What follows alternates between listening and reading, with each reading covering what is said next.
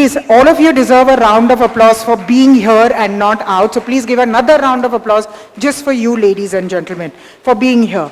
May I please request our first panelist, the superstar Ms. Anupama Kachap, Head of Commercial, WFS Bengaluru Private Limited, to grace us with her presence. A little bit louder applause, please. May I please request the man of the moment, Mr. Glyn Hughes, Director General TIACA, to please make his way onto the stage. You're most welcome. And now, a little bit louder applause. We promise you chai coffee. And we'll give you biscuits if you clap louder. May I please request, see, food always talks. And we are in the food capital of the country. Kadir Kadivaran, Deputy Chief Executive Officer, there. We are on time, GMR Hyderabad International Airport. Mr. Dinkar Singh, Director Public Affairs, Indian Subcontinent, UPS.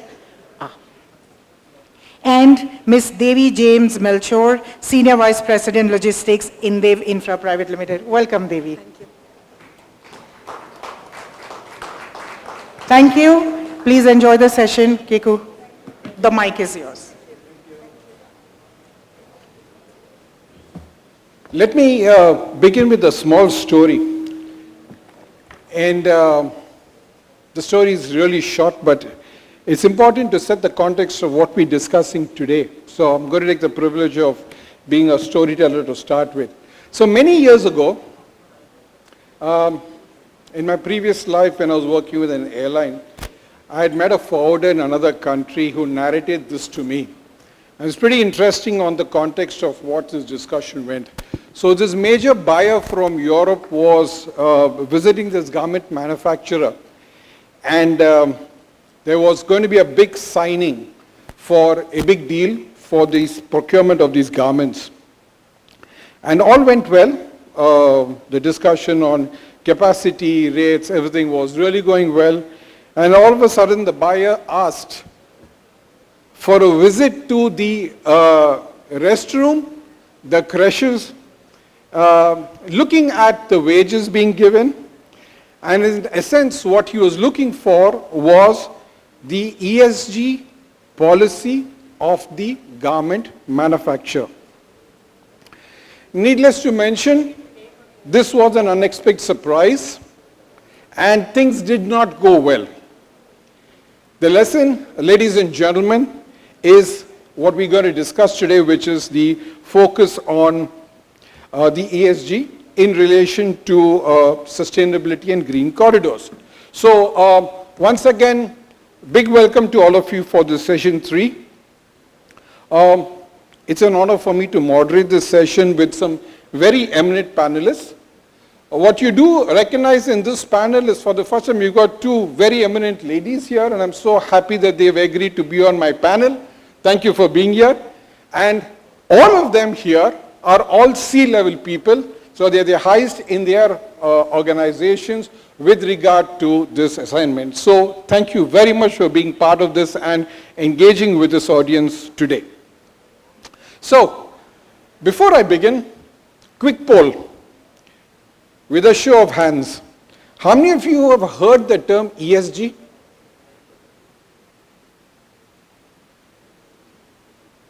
How many of your organizations have an ESG policy?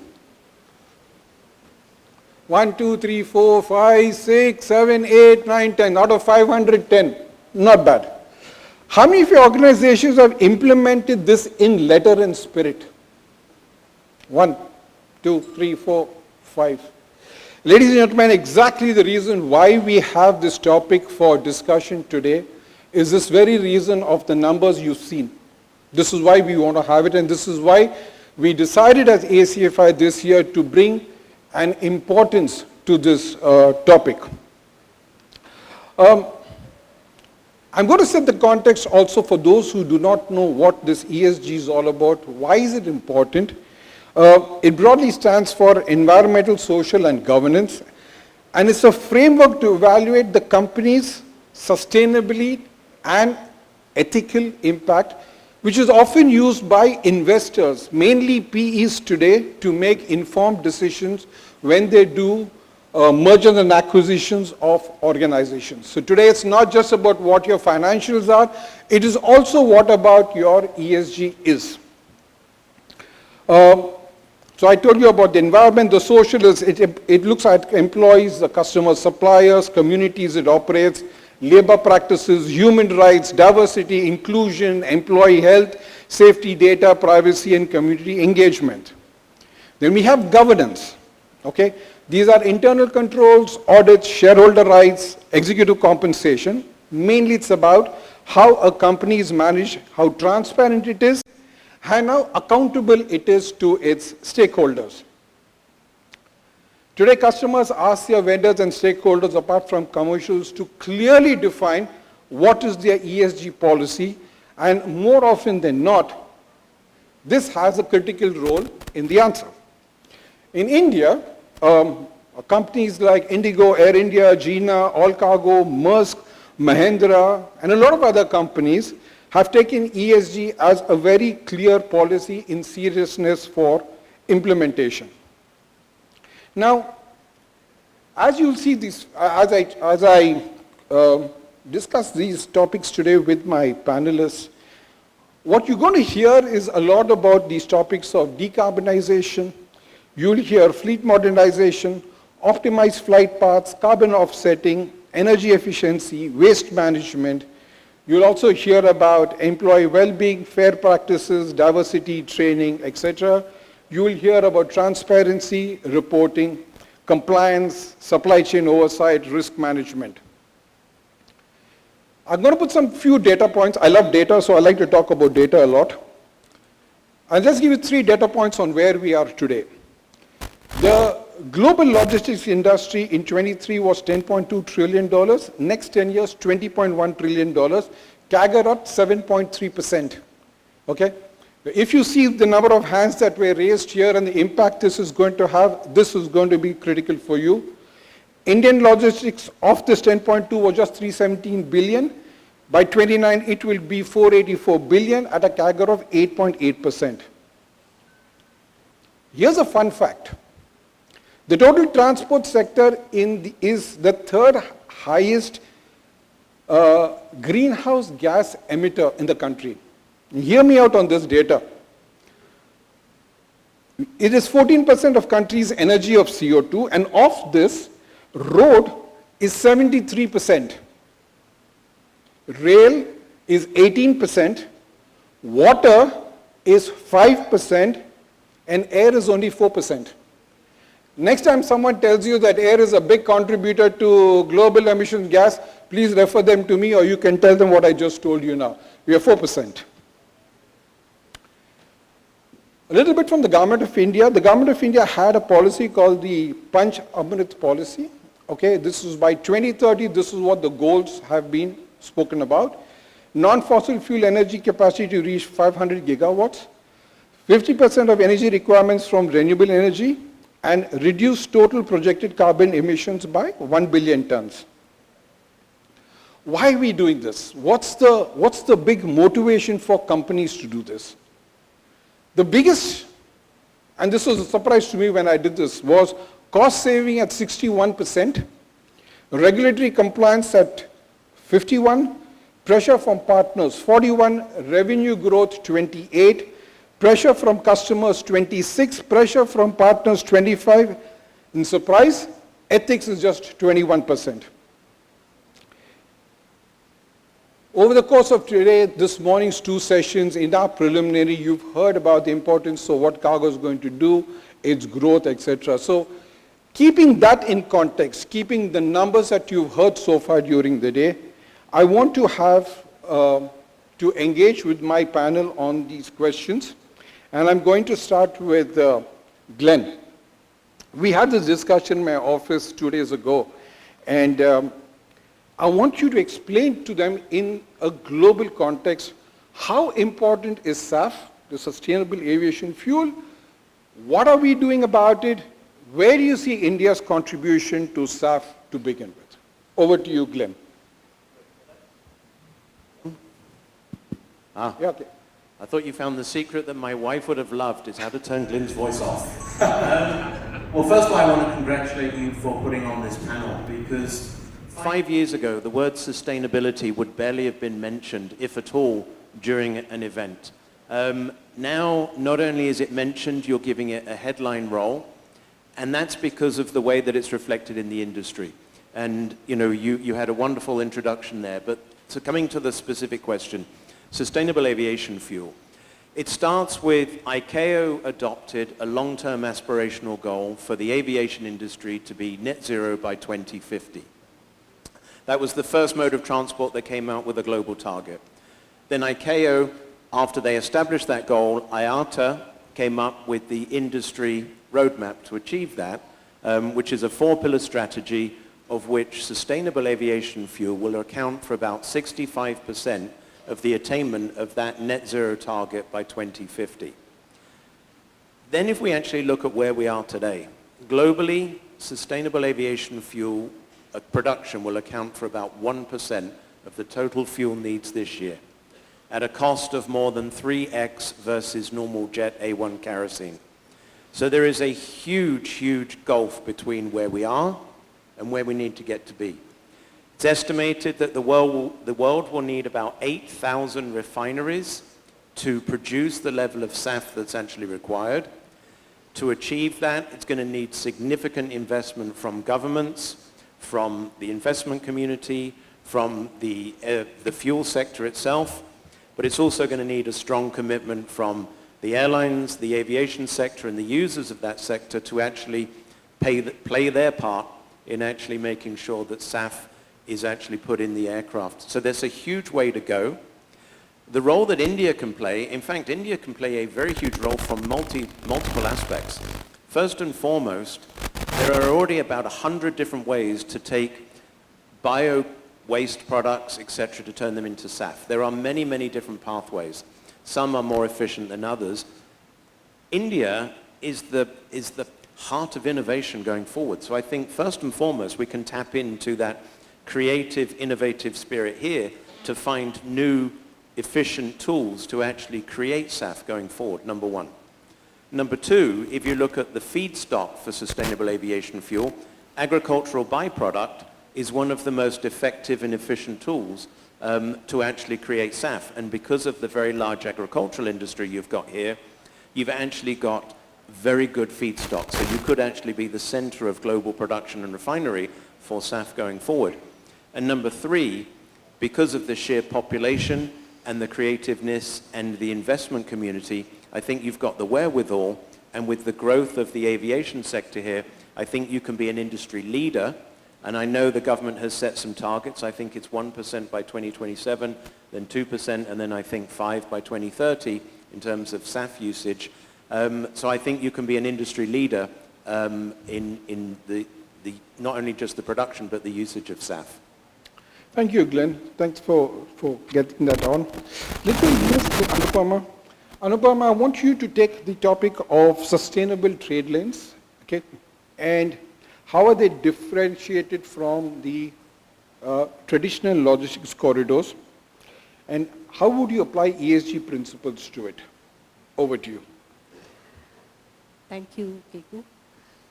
Firstly, I appreciate ACFI taking this topic, which is very, very imperative right now in today's context.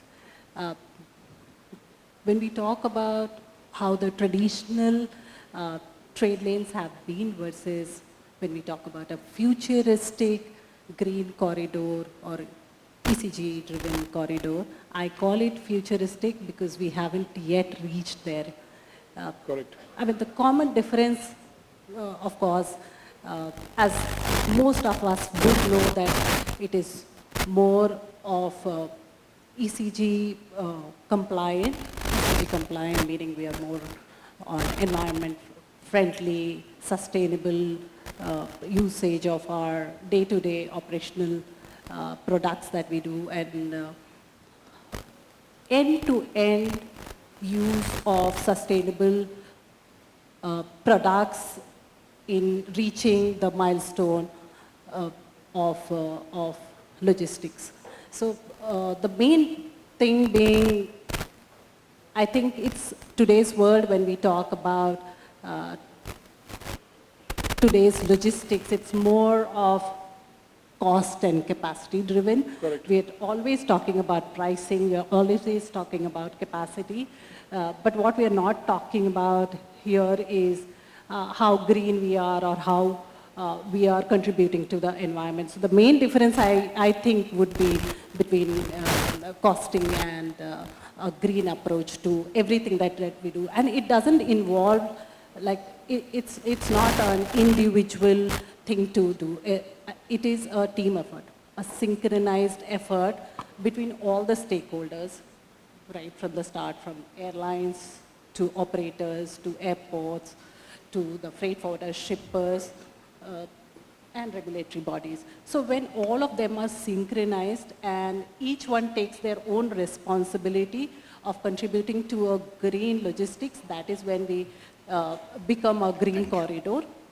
I would definitely cite here examples from my previous panelists who spoke about integrating all aspects of cargo, all stakeholders of cargo into one platform, one ACS platform.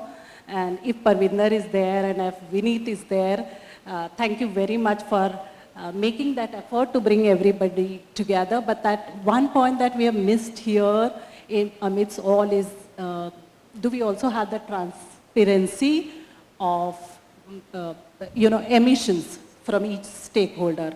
Do we have the data? What is the contribution from each stakeholder when it comes to emissions or zero carbon usage? So I think when all this comes as an integrated effort from each stakeholder, that is when it becomes a green corridor. I think, we run a very, very important industry and a very, very powerful industry, I must say. And the responsibility of not only carrying cargo, but also the responsibility of carrying it sustainably. So with, great power comes great responsibilities, and that is the responsibility of all of us to make logistics as much as green as possible. Thank you. Dinkar, almost the same question. Sustainable trade lanes versus traditional logistics corridors, application of EFC principles on that. Over to you. Yeah. Thank you, Keku, and thanks ACFI for organizing this event and having this topic, because this is one of the most important topic, I believe. Now, about the traditional approach, I will say that there is no such difference, even though people are finding out difference. I will say that something more has been added in the set, so it becomes a subset, some doing the same activity with more responsibility and accountability. The traditional way approach was also having the priority and with minimum cost. That was one of the objective of traditional way, and now again one element has been added, and that is responsibility and accountability. How much we are responsible while we are doing our own business, and responsible to the overall society and environment. Now the other steps which I will see, the changes which I again see is earlier the traditional way of track and trace, now it is more digital. It is supporting the main objective also, not only the cost and priority objective, but the sustainability objective also. Correct. Another way is earlier we were investing in infrastructures. Now the focus is having a green infrastructure. The same thing, but some with more additional responsibility and accountability. Earlier, most of the business, they were working in silos. Now I see a more PPP model, and earlier the focus of government was also not there. Now the government is also supporting the industry through infrastructure changes, which we have been seeing, whether it is road or DFC, dedicated freight corridor, all these things are getting added. So the future is obviously about having more digitalization, having more collaboration, and considering each and everyone in this supply chain, whosoever is contributing or whosoever is part of, either it is human resource either it is our employees or anyone in this whole supply chain. Yeah? Got it. Thank you. Mr. Kadir, to you, from your previous role in the telecom industry and as you moved into the airport space, critical airport structure, airport infrastructure in particular, has ESG playing a very critical role. I want you to tell this beautiful audience, how should the priorities now shift towards being from a commercial focused data point or data set, you move towards that commercial part plus with an ESG angle to it. Your take. Yeah, thank you, Keku and ACFI for having me. I think both the answer to the question that you raised is a continuum, and it has to exist together. Just a little background so that you understand it. Hyderabad airport that I represent is the fastest growing airport in the country today.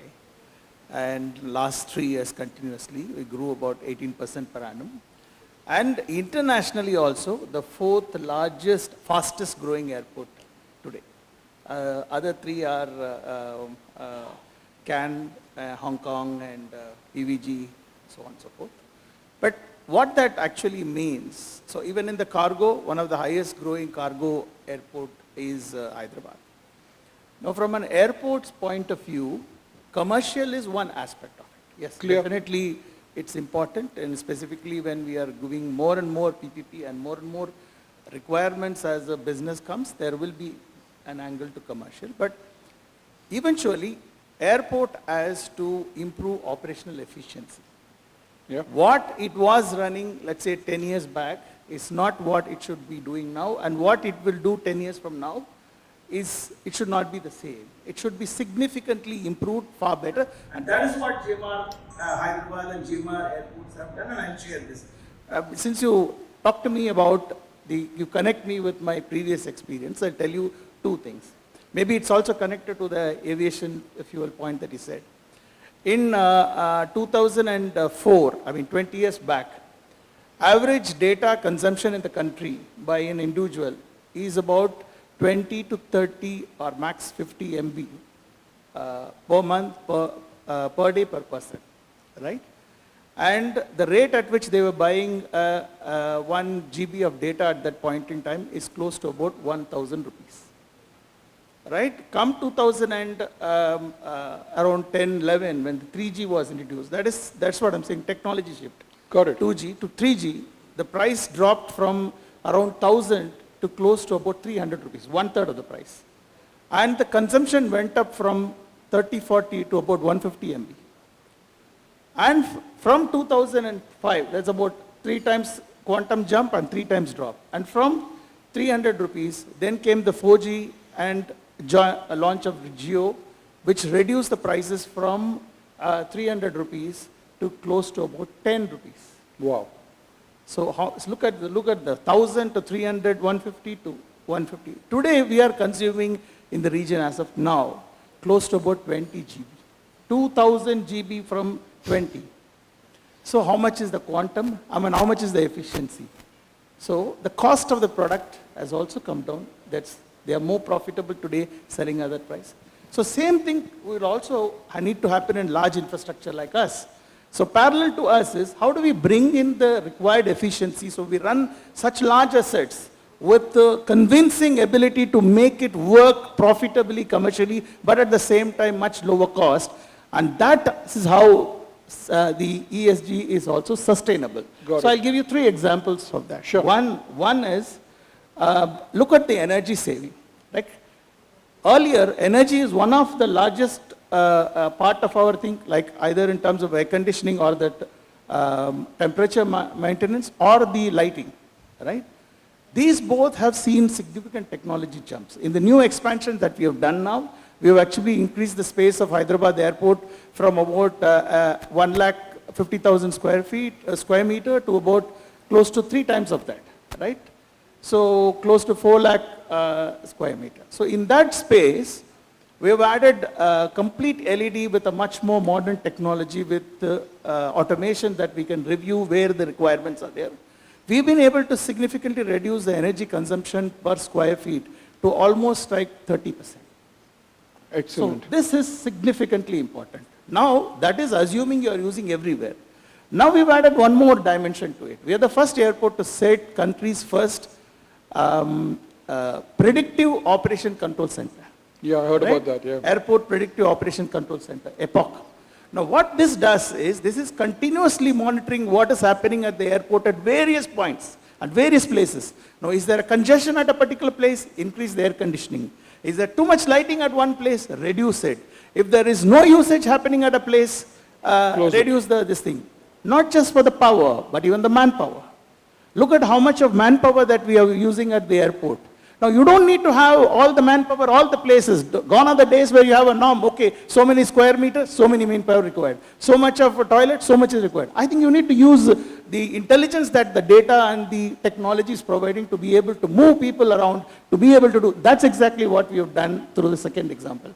And the third example is how we do IoT-based and various technology to make our customer, airline is one of our biggest customer, Correct. to turn around their aircrafts much more smarter and faster. A couple of projects which are ongoing, I'll probably share some of the learnings, which helps how much is the time that they actually sometimes waste towards go to the runway, wait time. So maybe have a predictive off-block time.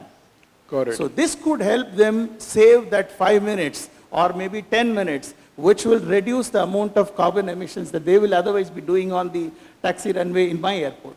So I've given you 3 examples, and I've also linked you, but I think the most important is if we separate ESG and then operations, we will probably not be able to. We need to link both together. That's exactly what GMR Hyderabad and GMR airports have been doing, and this is our leadership story. And we need to sustain this. We've got many points to do, but I think you will have No, it's continue. really appreciable what Hyderabad Airport is doing, and compliments to you on that.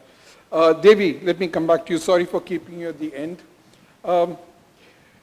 You're a major forwarder, Devi, and I want your thoughts on what we call collaborative mechanisms between all stakeholders. I think Anupama spoke a little bit about this. From your perspective, you've got shippers, forwarders, regulators, etc. And we all, and I use the word we all need to create sustainable green corridors, right? Give me your thoughts on this first, overall on this. Good afternoon to everyone, and good afternoon to the esteemed panelists as well. It's a very interesting topic. First and foremost, I would like to thank Lord Almighty for bringing all of us together on this prestigious occasion. A very special thanks to my chairman, Dr. Xavier Brito, for always trusting that I will do well, and to Mr. Sanjeev and to ACFI entire team to have me on this panel. Now, answering to your question, sir, which is very, very important and need of the hour, because when we are talking about sustainability, which is going to be the overarching goal of establishing an ESG policy, is that a multi-level alliance or a consortium of stakeholders is very, very important. I'll tell you the reason why, that we should do it now. Whatever it is, whatever data we have at this point of time or whatever data we're going to get in the future, while you're developing your company as a standalone in terms of having a company's interest that takes the forefront of what exactly we want to develop in terms of ESG, as an industry as a whole, in terms of specifically to the aviation industry, when we talk about, as for the entire industry to come up to that ESG, to achieve circular economies of scale, to look at the ESG policy becoming a very successful, name the threshold in terms of aviation, we all have to work together. Now for all of us to work together, the data has to be integrated. So a fluid flow of data between all the stakeholders, from airlines to freight forwarders to custom brokers, to the GHAs, to the GSA and the GSSA teams, all of them need to have that sort of data to understand the crests and troughs of implementing an ESG policy, and at that, a very successful ESG policy in the industry as a whole. So there are a lot of collaborative models. I don't think I have to say something new. I'm sure you will all know what are the different models, and in terms of theories, in terms of practicals as well, what works best in terms of collaborative networking. When we say we have to do a very successful collaborative model, I will bring your attention to two main dimensions. One being stakeholder collaboration, two being processes and outcomes. When I say stakeholder collaborations, there are two matters in this. One is the collaboration between whoever is there in the aviation industry. Like I was just saying, to repeat again, airlines, airports, custom authorities, DGCA, your BCAS, Ministry of Civil Aviation, everybody comes into play. That is your integrated collaborative network. Now your extended collaborators, who are there? People who actually work to achieve sustainability, can be your researchers, can be internal auditors, can be external auditors who are trained on identifying the exact ESG policy required for the company and required for the industry as well. So in very simple terms, cross-disciplinary achievements is very good. And coming to the second dimension being processes and outcomes. What kind of processes as a company, as an industry, and very specifically, and for the nation as we are moving towards self-reliance and to become a sustainable nation as well, what is going to be the operational processes that is going to yield us the best foot forward? And another part of this is outcomes, the most important factor that we are all looking at, and why we are having this discussion as well. What kind of outcomes are we looking at? Reducing your CO2 is just one factor. Correct. There are non-CO2 factors also that come into play. We have to look at all of those factors, including your greenhouse emissions, including looking at sustainable, if I can just talk about that as well, sustainable aviation fuel and any alternate fuel controls, or in terms of newer airport technologies that's going to help in adopting to these alternate fuels as well. So these are outcomes that we need to talk about. So in these two dimensions, if I have to put on a quadrant, you're talking about collaborations with processes, you're talking about external collaborations with outcomes. So there are like different processes that we can actually talk about. So when we do that, we have to go in with the mindset that we are in currently what we call as the ESG 2.0. If I can just quickly do a roundup on that as well. ESG is nothing but an extension of CSR. When CSR became very popular in 1950s, it became ESG in around 2000s. Now in 2020, after the pandemic, post-pandemic, we are now into ESG 2.0. Mainly what does it talk about? Making sustainability a part of the core business strategy, connecting it not just about female diversity, not just about reducing CO2 emissions, no, about creating frameworks that is going to create adaptive networks and connects it with financial management, risk management, and very importantly, overall community development as well. Correct. So when we are talking about all of those factors, having that sort of a multi-consortium of alliances is very important to have to sort of completely harvest over these collaborations to get things done. So what happens? You come up with uniform metrics, that is you are having a harmonization of the data, you know the fluidity of the data, you're building adaptive systems, you're building resilient systems, and very importantly, you're building an equitable future. And it is definitely not a very complex task. If you just put all our brains together, it's going to happen. And I'm sure we have decades of experience, decades of knowledge.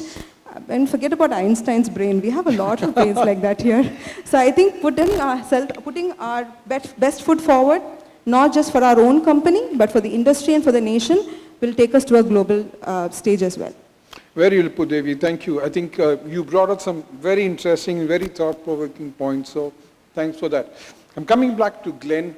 Glenn, let's dive into digital innovations like emission tracking. This is something new that's come up. There is route optimization that is now coming up both by air, by road, by surface, etc. There's blockchain being driven now in various forums of sustainability. If I were to take these three, what would you say would be the path ahead? That's a great question, and I think it's an extension of what Devi was just talking about there. If sustainability becomes an intricate part of a corporate strategy, then you have to say, well, what tools, if I'm committed to this, what tools can I have to actually really demonstrate that I am committed? And first and foremost, and I remember once at school it was said, if it wasn't written down, it didn't exist. And if it's not written down, you can't manage it. Correct. So I never used to write anything down. But with sustainability, you have to start by saying, what is it? And we're still focusing on the environmental aspect, but I'd like to extend it beyond Please. that. To your specific question, though, first of all, emissions tracking. You need to do that as a customer, you need to do that as a supplier, you need to do that as a partner, because that's the only way we can improve is by actually having a base point, and we calibrate against that, and we actually seek to improve whatever our performance is. I don't think it helps if you compare one company with another company, because then you get into that, well, they had a different environmental operation to me, etc. It becomes very defensive. So we should be using the tools we've got to measure ourselves, and then to set our own targets for individual performance improvement. That will then aggregate into a huge improvement from an industry perspective. When it comes to AI and optimization, this is fundamentally important. If you look at our industry is littered with inefficiencies which cause an environmental impact. Just look at anybody that takes a flight to one of my former airports that I used to frequent quite a lot, Heathrow. You know, I can't remember the last time you literally fly in and make a perfect descent and land. You stack. You get a great view of Windsor Castle, you get a great view of Buckingham Palace, you get a great view of the Dome, so you get a sightseeing tour, but effectively that 15, 20 minutes that you're stacked and circulating is actually adding to the environmental impact. So first and foremost, if we can have a more efficient usage of airspace, we can actually reduce emissions, and I've seen numbers that could say by 10 to 15% just from better use of technology there. Then we say, well, the asset itself, you know, a half-empty plane is still carrying the weight of the plane, the weight of the seats, the weight of the galley, the weight of the crew. But a full plane obviously is a much more optimized use, and therefore it has a less environmental impact. So we have a lot of tools today that can actually help in measuring and improving our performance. There's also AI tools that they have in the cockpit. And there was one tool, I can't remember the name, but it actually gamified the actual flight process. So at the end of the flight, the pilot would actually get a printout of how perfect his flight approach was compared to the optimized level. So it's a bit like when you do a racing game on a PlayStation or something, as my son tells me, they give you the line to follow, and it's how close you can get to the line is how good your improvement is, or your performance is. So a pilot has this as well. The angle of the flaps, the perfect descent, the cruising altitude, the angle, all of this was measured, and you get an optimized score from an efficiency and therefore an environmental perspective. These are quite strong investments, but coming back to the point about embedding that within your corporate strategy and corporate structure. Tiaka, very briefly, we do an annual sustainability survey. I encourage everybody to join us next year when we send it out, because this then allows us to produce what we call an insights report, which is really a benchmark of how the industry is performing. And coming back to your earlier comments, one of the questions we ask is, why is sustainability important? And we look at it from a UN Sustainable Development Goal perspective. And 5 years ago it was important because I think it's important. I don't know why, but I have to make it important. Now it's important for your business partners, for your customers, for your financiers, for the local community, for the regulators. And what we're seeing more and more, it's also important for your employees. If you want to talk about attracting the next generation workforce, this is an important topic for them. So when you actually are trying to recruit and attract that next generation, they're going to want to know, what are your ESG credentials? What is your strategy? How are you performing? How are you actually looking at the workplace environment? And you had a great example at the beginning. We're talking about ethical procurement as well. Correct. This day and age, with social media being what it is, employers, manufacturers cannot afford to actually partner with people where there is a risk that there will be negative things up there. So they are actually very much focusing on how they can actually have ethical business partners. So I think embedding it as a corporate strategy, I think, is crucial. As Devi was saying, use the tools that are available and then follow up and be transparent. I think we should not be embarrassed to actually show, this is where I am at the start of my journey. I won't talk about it now, but we have a Blue Sky program which helps companies identify where they are as well. But I think there are many things that we can do to actually demonstrate our serious commitment. Thank you, Glenn. Yeah, we did take part in the Blue Sky program as well as a sustainability report. And I have to say, ladies and gentlemen, I think if you get your hands on the copy, I can share it with you. It gives you great insights on what exactly TIACA has done with the responses from the whole world on different parameters. I think it's a great read, and Glenn, thanks for sharing that. I will share it with everybody as well. Kadir, digital innovations. There has, as Glenn mentioned very clearly, a relevant importance of this. A few examples or your comments on that as well, please. I think this is something which we don't have a choice of choosing yes or no. It's clearly an yes, and we need to strategize how smartly and how quickly, how fastly we sort of scale and leverage the AI and the digital technology. It need not be just, very cerebrum engaging thing. It can be very simple. I'll give you one example of how at Hyderabad airport we look at it. For example, I told you one of our largest cost of operation is air conditioning or temperature main. So all the AHUs, we are in the process of integrating with a smart variable control system which controls the speed of that airflow in that, which is then will be integrated to the central monitoring system, which enables if there is a temperature higher, it automatically in that area only does, rather than just merely only depending on the inflow and the outflow temperature.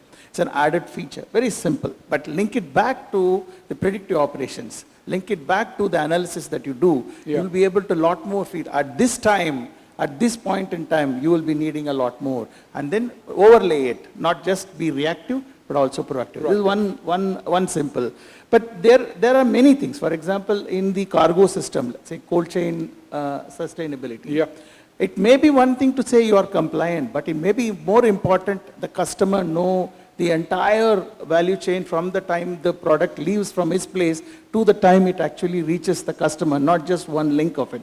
Maybe a solution needs in the leveraging the digital across the system, not just the airport, the handler, the freight forwarder, the terminal and the airline, and then the other side, linking back to the delivery point, which will give the complete end-to-end to them. And I think GMR we are committed to bring that kind of a partnership, which we can do. So there are many digital innovations which are possible. Thank you. Denika, I'm going technical now. Key regulatory requirements in India related to sustainability and ESG compliance for companies in the logistics sector. Just brief or a couple of points, please. If you see, at least in last few years, what we have seen that government is also coming up with some compliance. And the focus of our government is also basically now has increased. So if you, one of the key requirement for the 1,000 listed companies in BSC by SEBI is that they will start reporting about the ESG. Correct. From 2022 to 2023 financial year. That is one. Regarding the Pollution Control Board, we all are aware it was there earlier also, and they are also one of the regulators who regulate all this pollutions control and all. Then again, if you talk about the logistics part, so blending of ethanol, which the target of Indian government is of reaching it to 20% blending of ethanol in fuel, which already 17% they have achieved this year in Feb. So already they have started doing that, and that is also helping us when we use the fuel. Then coming to EVs, if you see the Delhi state government rule of 2003 Act, which says that the EVs, we have to include the EVs in our fleet, which are operating in NCR. Already 5% is the mandatory, and then till 2030 it has to be 100%. And then coming to, yesterday I was going through a news on SAF, on India. So the sustainable ATF, the government is planning to have 1% of SAF by 2027 and doubling it in next year 2028 by 2%. So these are a few things which I already see the government is working on, and either it is train also. Let's talk about train also. 98% of the route has been electrified in India, which is really uncomparable to some other developed countries. So if you are moving goods through train, then also you are supporting the whole sustainability plan. So these are few rules and regulation. CNG in Delhi, we all are aware, it's now old story moving to EVs. So I think the rules and regulation in India, the government focus is also on that, and the industry is ready for that. Thank you. Thank you. I'm seeing the ticker and I'm running short of time, so I'm going to be a little fast. Anupam, I'm coming back to you. Investors are asking today to companies who are actually on the M&A space, acquiring, etc., saying, show me your ESG report, show me what you've done in this space.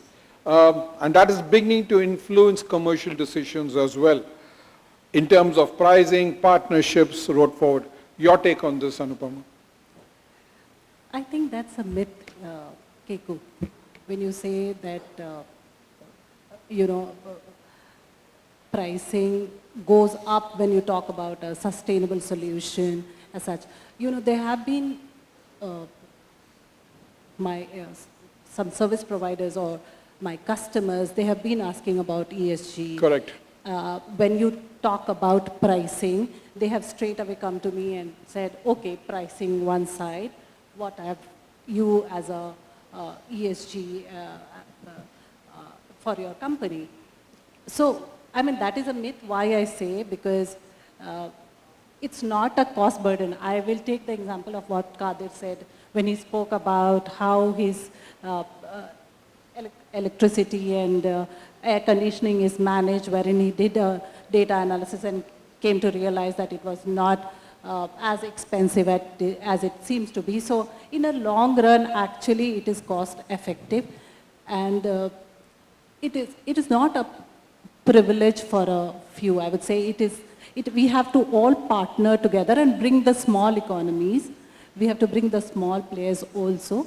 And how we can do that is, I think, give a little bit of support in terms of make that realization again that it is not an expense, it is an investment, and in the long run, you will get that competitive edge because, as you said, there are asks about what is your ESG policy, how good are you at sustainability, how are you supporting the green corridors. So in the long run, it gives you a competitive edge. So I think that myth needs to be broken. And also, there has to be some seriousness about it. As of now, we are again taking it as an option. It has to be mandated. High time that we go one step ahead and mandate sustainability as one of the core pillars. Brilliant. Devi, I'm coming back to you. You are now sitting in 25. I want you to go to 2050. 2050, same hall. Hopefully, same hall. What do you see happening in 2050 on this ESG space? 25 years from now. And probably you'll be sitting in the same panel and being asked the same question, not by me, but by somebody else. What's your take then, 25 years from now? I hope you will ask me the same question. I think a lot of the vision in terms of ESG that India has in terms of becoming net zero, becoming more sustainable, having more adaptive and agile networks will become a reality. I also feel that the integration that we are talking at this point of time across stakeholders, which is still on conversation, and I hope that ACFI will be the forum to take it forward in terms of collaborating different stakeholders. I think that will become a reality. Data flow will become more standardized. I think that is going to be the drive to help us achieve in 2050 what we are talking about today. I'm also looking forward to the kind of, very, very futuristic aircraft technology that is going to enable, utilization of alternate fuels, which is not just in theory about, it's very high, it's at a very high cost, it's not practical, there's lack of availability, there is no scalability. I feel that we will have better infrastructure, we would have scaled it to a better level where it is freely available. And like I said earlier, I think the focus is equitable future. I think that is what we will be seeing in 2050. And I feel that India will be the one to drive it. Super. Dinka, 2050.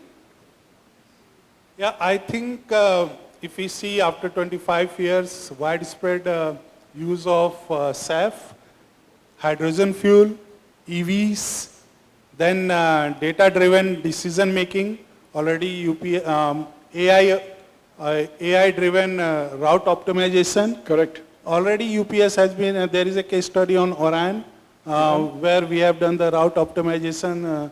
And then the biggest thing what we should not forget is the circular logistics. Reusable of cargo containers, repackaging, and how the green infrastructure should support all this.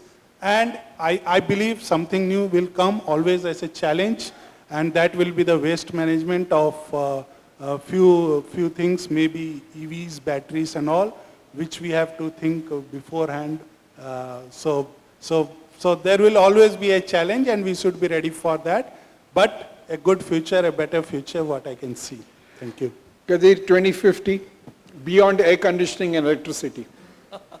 I think the 2050 is probably much different from what we are seeing the industry today, because there could be a lot of disruptions in the Correct. way the structure of transportation and the structure of consumption of the people and the way they will do may happen. For example, during COVID year, we saw a complete economy changing, where people used to the habit of working from home and consuming things, and it evolved, and obviously even cargo and a lot of you would have benefited as well. Complete change in the way of this thing. So between now until 2050, a lot more such disruptions can happen. But definitely each disturbance will enable the industry jumping 2x. So I think Excellent. that is what I see, a significant size valuation jumping with every technology disruption or the environmental. But definitely what we see connected to this topic of ESG, it will be a lot more cleaner and a lot more efficient system, defined by whatever goals we set, as well as defined by our commercial objective to make it viable and sustainable. Perfect. Glenn, same 2050, but I'm giving you 3 points that I want you to talk about, because I think that's important for this audience to know. ICAO's LTAG, CORSIA, and the Paris Agreement. Very quickly, what can the audience know about it? What should they do about this? Okay, 2050, because 2050 I'll be long gone. No, you won't be. We'll be there together. So CORSIA is, first and foremost, it's going to add probably about $8 billion worth of cost to the aviation sector, because it is mandated now that from 2027, that airlines will have to offset any emissions above the baseline which was set for 2019. First and foremost, so CORSIA is a mechanism which incentivizes the use of SAF and incentivizes the use of investment in new equipment, because if they don't, there's a cost. The second one, which you said was, did you say? LTAG? The LTAG? There was, okay, we can skip, where? Because I just wanted to say, I know time the is short. The Paris Agreement. Right. So, I mean, in terms of overall agreements, there is a situation going forward where I think collaboration is going to be the crucial way that we're going to overcome this, this topic. But I'd like to just finish with one comment that we heard this morning from Piesh. And I have a vision for 2050, that India will be producing 10% of global aircraft that are actually ordered using green hydrogen. Awesome. If India wants to create new aircraft, start new. Start with a clean slate. Do not follow down the path. Go for delta wing design, more efficient, and go for new propulsion systems. This is India. If you want to make India different, India has the capability to be different in this sector. Rewrite the sector. That's awesome. Anupam, the last word to you. 2050. 2050, I think we all should align to ITA's resolution of net zero emission by 2050. At Bangalore Airport, we are already targeting emission 3 by 2030. So by then, by 2050, again, we'll have 20 years more time to go net zero. And I think we all should commit and pledge today that we are going to collectively take that target. Excellent, thank you. Ladies and gentlemen, you've heard from my panelists. I've got 56 seconds on the clock for questions. I can take 10. Hello. Just wanted to say thank you. It was a fabulous session, very interactive and very informative. Sustainability is, I would say, is from large initiatives to very small initiatives also. So when we talk about SAF, we talk about CO2 monitoring, EV vehicles, etc.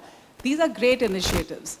But people around here would probably say, that's not my problem. That's an airport's problem. That's the airline's problem. So what do we do, here amongst all of us as business leaders? I think it's important that even we, in our daily lives, in office life, we should implement small initiatives towards sustainability. So it could be like not using paper cups or switching off lights, putting our documents on the cloud instead of in a file. So here, I think it would also be nice if all of us could share best practices on small initiatives. Thank you. Thank you. Anybody else for a question or a comment? No? Okay, brilliant. I have a ticker saying time's up. So just summing up a very quick, some points. One question. I can't see. Yeah. Chandru, please go ahead. It's nice, it's a good subject and good topic to be discussed. See, you are talking about sustainability, you are talking about, investment on Go Green and, the pollution controls and all this. But at what cost? The moment, I know somebody is there from Conclave, somebody is from Bangalore Airport, and also GMR. The moment they wanted to buy a forklift or a truck, which is battery operated, and they go to the government for a subsidiary, the subsidiary gets rejected, stating it is only it's for the commercial use, and it's not for some other issue. So at what cost we are going to do this? I can answer you that, and then I'll let any of my panelists want to answer you as well. Chandru, the first thing you'll have to take care of is your conscience, okay? And second is ask yourself, what do you want to leave this planet with? And I'm not taking this lightly, and I'm seriously thinking about it. If you stay in Gurgaon with me, this will hit you every day. For all those who stay in Gurgaon, you will know what I talk, all right? There are days when it is so bad here that it is not about your money anymore. It doesn't matter, your health is gone. Now, specific to your question on the comparison, we discussed this in our panel as well. There is a trade-off between commercial and sustainability. There's a trade-off. It's not one versus the other. It's not one competing versus the other. You got to take a balanced call between the two. Anybody from the panel who would like to add? Devi, please go ahead. It's a good question, actually. I agree with what Keku sir said as well. And at the same time, I also understand what you're talking about, because cost hurts us, right? So when there's a very rare group of people who are looking at purchasing, let's say, an electric forklift for that matter, the cost is really high, right? Once something, or let's keep electric forklift only. Let's say 50% of us in this room start purchasing it. What happens to the cost? So you will have one, competition in terms of who's going to be selling it to you. Number two, in terms of cost, you're going to get better prices as well. So it kind of gives you that sort of a platform where there's going to be economies of scale that comes into play as well, right? So for us, for Conclave, we've just rebranded ourselves as Conclave because we're going into IPO. And we know that when going into IPO, sustainability is going to be very important for us. And not just in terms of IPO, in terms of overall structure of the company itself. So in 2021, if I can just take a minute, sir. Sure. So in 2021, our chairman drafted the ESG policy and said that all of us have to do it. So what we understood is that the moment only the leadership is going to sit on this, it's not going to happen. So what we did is, at a very high cost that we absorbed, we ensured that all of our internal people are completely trained to become internal auditors, so that we have certain people who are fixed with accountability and responsibility to monitor each division. So as on date, we have 50 locations in which it includes our infrastructure, our offices. That also has, when we talk about infrastructure, we have our different equipments, which we are now moving into electric forklift and so on and so forth. So yes, It's coming at a very high cost, but we know there's going to be economies of scale in the future. There is going to be, it's going to become more attractive for us to bring in more clients. And I'm sure when green financing actually becomes a practical aspect, and it moves from just being a commercial aspect, it moves into a green logistics, right? I'm sure that policy is going to come through. So I think we just have to hope for the best and keep doing it. And I would encourage everyone to start adopting this policy. Just taking off from the earlier panelist, it is not rocket science, start off somewhere. So I used to do work with blockchain quite early, and there was a conversation on which data to pick, which is going to be helpful for me. So I had somebody who told me that, where is your haystack? I said, I don't have one. So he told me, no haystack, what needle, right? So have that data. If you, all of us have data, pull them together, you will have patterns that emerge out of it. You will be able to formulate your ESG policy and you will be able to implement it. The moment you start implementing it, believe me, the overall cost that we see in general will come down, which will enable us to go more green. Devi, I'll make you the ESG ambassador. In ACFI, she becomes the ESG ambassador. You've been a wonderful audience. Thank you, ladies and gentlemen. A huge round of applause to my panel.